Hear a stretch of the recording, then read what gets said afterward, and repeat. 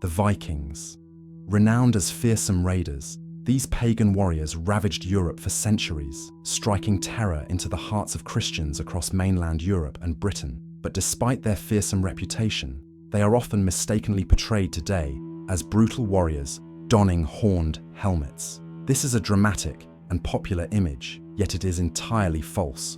No historical evidence supports Vikings wearing horned helmets in battle. This common misconception is just the tip of the iceberg when it comes to understanding the true nature of their society. Behind their formidable reputation, a complex and cultured society flourished. In this video, we will uncover the hidden facets of the Viking people, from the shrewd merchants who built and navigated extensive trade routes, to the bold explorers who reached the shores of North America long before Columbus. We reveal the surprising ways the Vikings shaped commerce, culture, and history. Did you know that the Vikings' legal systems influenced modern legislative assemblies in places they settled, including Scotland and Iceland? Join us as we explore the lesser-known stories of Viking ingenuity and legacy, shedding light on their profound impact that continues to resonate in our world today.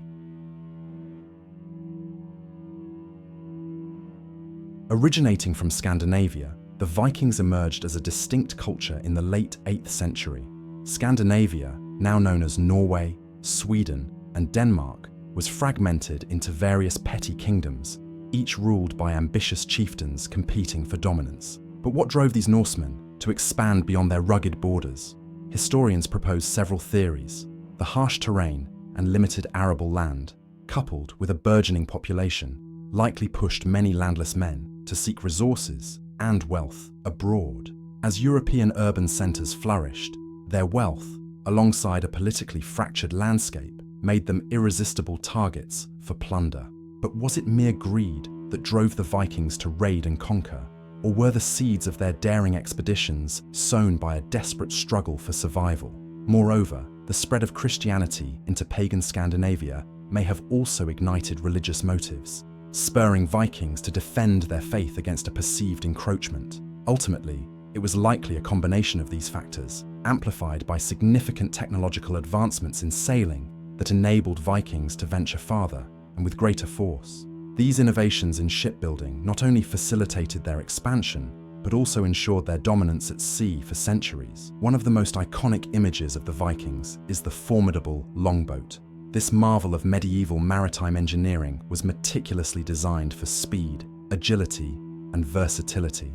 Viking ships like the longboat were equipped with larger, durable wool sails, adept at catching even the gentlest breezes to boost speed and efficiency. The design of these ships also allowed for remarkable agility, with Vikings excelling in tacking, a technique for sailing against the wind by adjusting the sail's angle and changing course. Not just technological marvels in sailing, these ships were visually striking, often featuring ornately carved dragon heads at the prow and shields lining the sides. The Vikings also revolutionized maritime voyages by implementing 24-hour sailing through crew shifts, ensuring their ships were constantly advancing, day and night. These breakthroughs were crucial in enabling the Vikings to conduct sudden and swift raids far from their homeland. For instance, the raid on Lindisfarne in 793 AD, a surprise attack made possible by such advanced naval capabilities, marked the beginning of the Viking Age. Without these innovations, the expansive Viking raids across Europe over the next 3 centuries might never have occurred. As we consider the significant impact of Viking sailing technology, one might wonder how these innovations compared to the maritime technologies of other cultures at the time. Could Viking shipbuilding have influenced future naval designs elsewhere?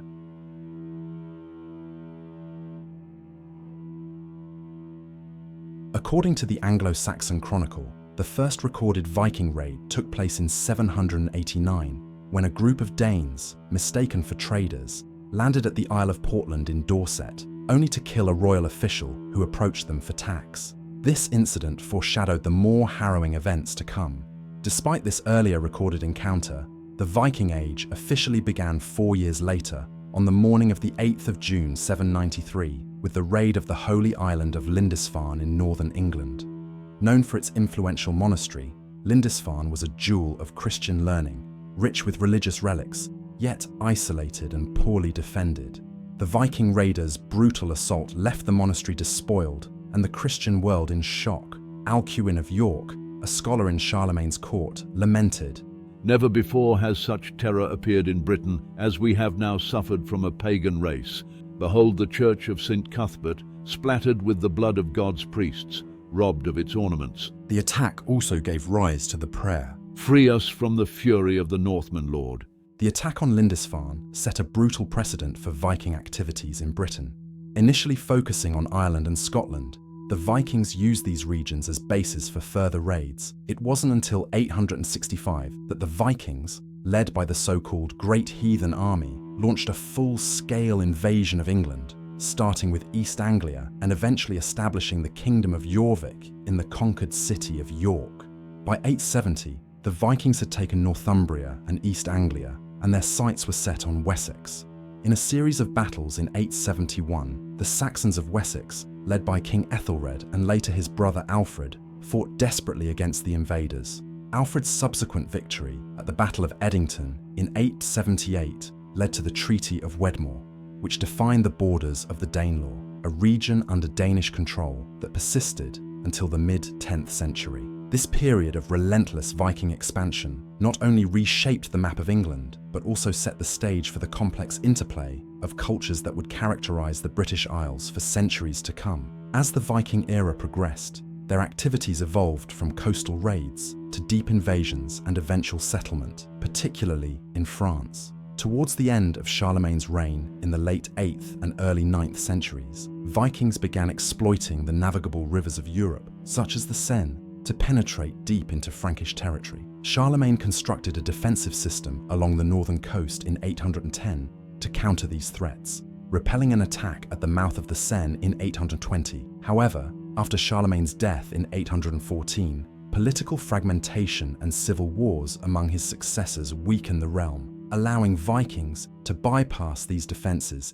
easily. By 845, under the leadership of a chieftain named Ragnar, possibly the legendary Ragnar Lodbrok, a fleet of 120 ships sailed up the Seine and besieged Paris. This siege exemplified the growing Viking threat and was only resolved by a ransom of 7,000 livres from Charles the Bald, emphasizing the Franks' struggle to defend their lands effectively. Persistently exploiting the internal strife within the Frankish kingdoms, Viking raids by the late 9th century had escalated into more frequent and larger-scale attacks, leading to longer periods of occupation and the establishment of fortified camps along the Seine, such as at Rouen. The culmination of these campaigns was the Treaty of Saint-Clair-sur-Epte in 911, where Charles the Simple granted land along the lower Seine to the Viking leader Rollo. This treaty marked Rollo's transformation from raider to feudal lord, as he pledged to defend the region from further Viking incursions and converted to Christianity, founding the Duchy of Normandy. The establishment of Normandy signified a profound shift, ending Viking raids in the region and setting the stage for the emergence of a distinct Norman identity. The Normans, with their unique language and culture, would later play a pivotal role in the Norman conquest of England in 1066. While Britain and France faced the brunt of Viking raids, Eastern Europe also became a significant target, starting in the late 8th century. Viking navigators utilized the extensive river networks along the Baltic Sea to penetrate deeply into the territories of modern-day Russia, Ukraine, and Belarus, eventually reaching as far as the Black Sea and the Caspian Sea. In these eastern lands, where they were known as Varangians, they established crucial strongholds like Novgorod and Kiev. These cities served not just as military bases, but also as vital centers for trade and political influence in the region. One of the most influential figures in this expansion was Rurik, a legendary Varangian chieftain who founded the Rurikid dynasty in Novgorod around the mid-9th century. His lineage would later establish Kievan Rus', laying the foundational state for modern Russia and Ukraine.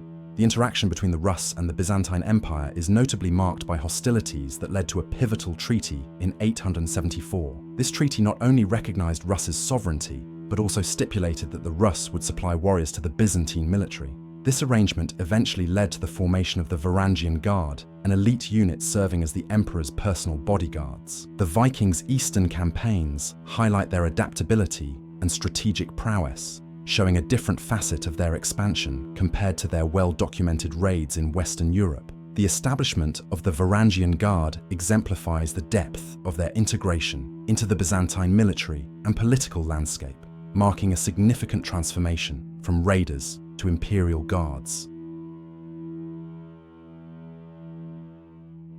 While commonly recognized for their wealth accumulation through plunder, the Vikings were also astute traders who established expansive trading networks across Europe. Major routes like the Volga and Dnieper facilitated direct trade with Byzantium and the Islamic world, connecting to even more distant regions via the Silk Road. Through these channels, Vikings accessed luxury goods from the Far East and a significant influx of silver coins from Arab regions, crucial for their trade and valuable for their silver content. Their renowned ships, celebrated for speed and seaworthiness, were instrumental not only in battle, but in establishing the Vikings as formidable trading powers. These vessels navigated rivers and seas to connect far-flung markets, turning ports like Hedeby, York, and Novgorod into bustling hubs within their trading empire. These routes were conduits not just for goods, but also for ideas, technologies, and cultural exchanges, knitting the Viking world into the broader medieval economy. In the city of Jorvik, under Scandinavian control, a vibrant center for manufacturing and trade emerged, particularly noted for its advanced metalwork. Archaeological finds from Jorvik indicate thriving workshops and active mints, linking trade routes to Norway, Sweden, Byzantium, and the Muslim world. An essential component of Viking trade was the slave market, with slaves, known as thralls, being integral to their economic and social structures. Captured during raids, these thralls were traded across diverse markets from northern Europe to the Abbasid Caliphate. The economic value of a thrall varied based on skills, age, health, and appearance, making them a versatile commodity within various markets. Significant slave markets in Dublin, Hedeby, and along the Volga route underscored the scale of this trade. Dublin, in particular, emerged as a notorious center for the slave trade, channeling captives from as far as northwestern Europe, the Iberian Peninsula, and North Africa. These slaves were transported through Scandinavia and Eastern Europe, exchanged for goods like Arab silver dirhams and silk, illustrating the extensive reach and multifaceted nature of Viking trade networks. The Vikings, renowned not just for their conquests, but also for their exceptional exploratory ventures, were driven by a blend of innate curiosity and superior maritime capabilities. Their voyages led to the establishment of thriving settlements in remote locations like Iceland and the Faroe Islands, discovered in the late 9th century, showcasing their ability to adapt and prosper in harsh environments. Erik the Red, known for his fiery temperament and leadership, was instrumental in the exploration and colonization of Greenland. Banished from Iceland around 982 AD, Erik ventured into the unknown and treacherous Arctic waters, eventually sighting the rugged coastlines of Greenland. He cleverly marketed this new land as fertile and appealing, successfully attracting colonists back in Iceland. In 985 AD, his campaign led to the departure of 25 ships, though only 14 made the perilous journey successfully.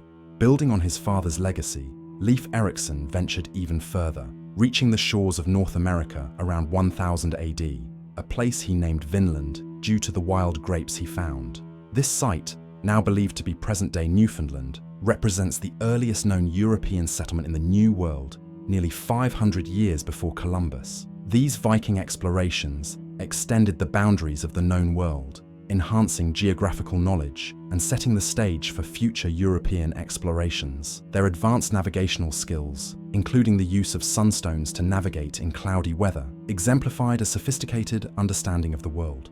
These journeys were not mere adventures, but strategic explorations for new trading opportunities and expansion of Viking influence. Viking society was intricately organized and rich in cultural traditions, structured around robust familial ties and a well-defined social hierarchy. At the apex were the Jarls, the noble class who held land and power. Below them were the Carls, free commoners who farmed the land, crafted goods, and occasionally fought in wars. At the base of this hierarchy were the thralls, essentially slaves, who performed the most laborious tasks and served the upper classes. The mythology of the Vikings provides a profound insight into their worldview, characterized by a pantheon of gods who exemplified the values they cherished. Odin, the wise and warlike chief of the gods, and Thor, the formidable god of thunder, were not just religious figures, but symbols of the virtues of wisdom, strength, and protection. These myths served multiple purposes. They were spiritual guides, moral frameworks, and explanations for the natural world around them. The decline of Viking dominance and their subsequent Christianization was a complex process influenced by changing political dynamics across Europe, cultural exchanges, and targeted religious missions. This period marked the transition of Norse societies from pagan practices to Christianity. During the late 9th and 10th centuries, the political landscape of Europe began to stabilize.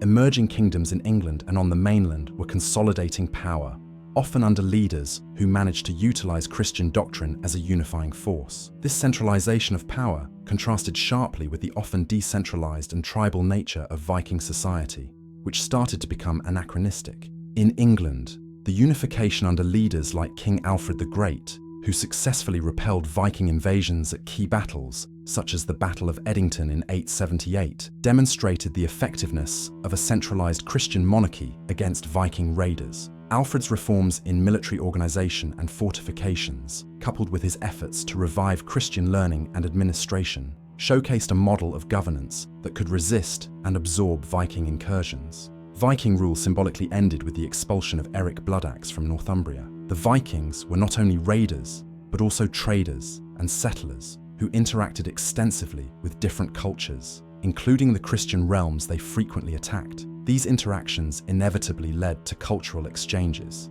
Many Vikings who settled in Christian lands found themselves adopting the religion and customs of their new homes, either by choice or through political necessity, as alliances and treaties often required formal acceptance of Christianity. Moreover, the Christian Church saw the conversion of the pagan Vikings as a religious duty.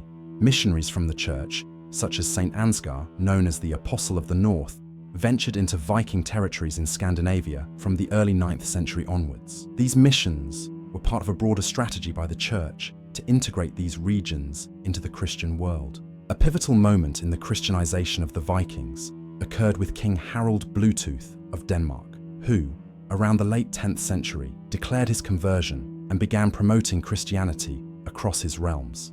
His conversion is famously commemorated on the Jellingstones, which signify the formal shift of Denmark from paganism to Christianity. Similarly, Norway saw the influential kings like Olaf Tryggvason and Saint Olaf Haraldsson, who pushed for the Christianization of their kingdom through both peaceful means and force. Saint Olaf's efforts culminated in the Battle of Stiklestad in 1030, where he was killed, but which ultimately paved the way for the consolidation of Christianity in Norway. By the 11th century, most of Scandinavia had adopted Christianity, leading to profound changes in its cultural and political structures. The old pagan practices were replaced or syncretized with Christian rituals, and the Viking raids gradually ceased as the Scandinavian kingdoms became integrated into the European Christian fold. The era of Viking raids had ended, but the legacy of these seafaring warriors continued to influence the regions they had once terrorized or settled. Parallel developments unfolded in Eastern Europe. The conversion of the Rus-Varangians to Orthodox Christianity is a pivotal moment in the history of Eastern Europe, marking a significant cultural and religious transformation, influenced by both political and social factors.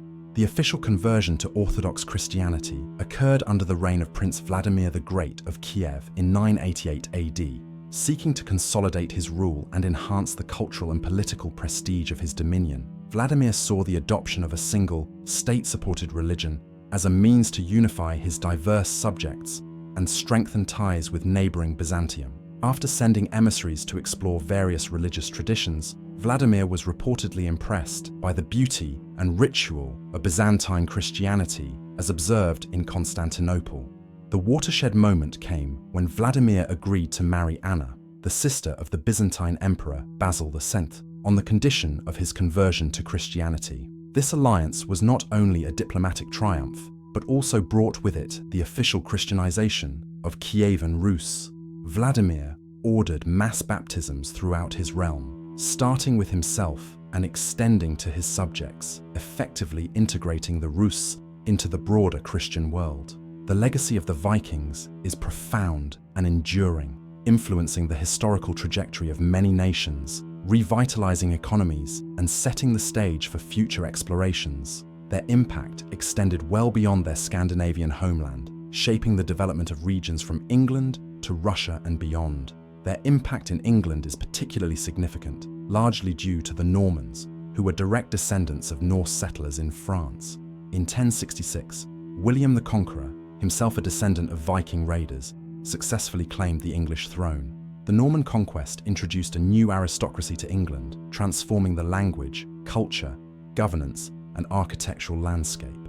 This marked the merging of Viking martial prowess with the existing Anglo-Saxon culture, profoundly influencing the evolution of the English state and legal system. In the East, figures like Rurik and Oleg the Wise were pivotal in establishing Kievan Rus, the precursor to modern Russia and Ukraine.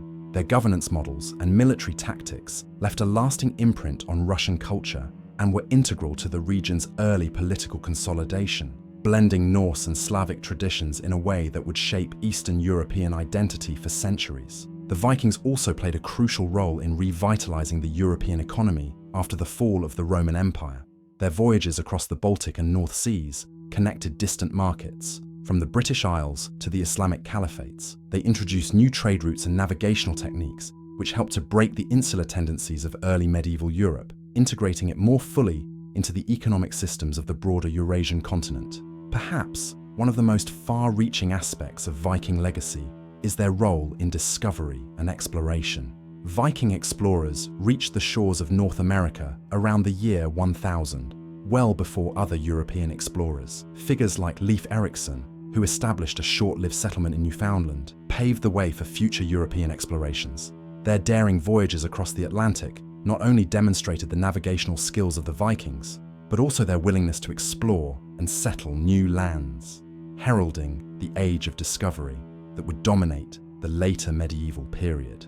Their historical footprint is evident in the modern identities of several nations, showing that the Vikings were far more than mere raiders. They were also traders, explorers, and settlers who played a crucial role in shaping the medieval world. Their contributions continue to be recognized as foundational elements in the history of Europe and the Americas. As we close this journey through the multifaceted world of the Vikings, we see a civilization rich in culture, innovation, and influence.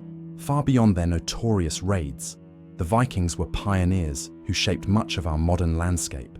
I encourage you to delve deeper into their history, to explore the myths, the artifacts, and the archaeological sites that continue to tell their stories. Thank you for joining me in uncovering the true essence of the Viking spirit. Don't forget to like, subscribe, and comment below with your thoughts or any questions you might have. Until next time, keep exploring.